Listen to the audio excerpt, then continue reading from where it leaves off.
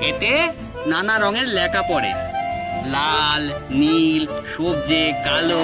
রাজেন কাকার ঘরের পাশে একটা দোকান আছে, সেখানে রকমারি জিনিস আনে।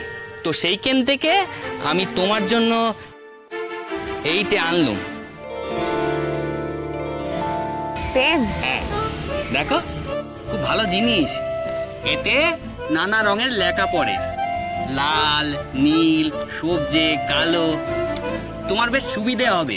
দেখো, তুমি যখন তোমার ছাত্রদের খাতা দেখবে তখন তুমি লাল দিয়ে দেখবে, আর তোমার যখন লেখাপড়া করার ইচ্ছে হবে তখন তুমি নীল দিয়ে দেখবে, মানে নীল দিয়ে লেখাপড়া করবে আর কি।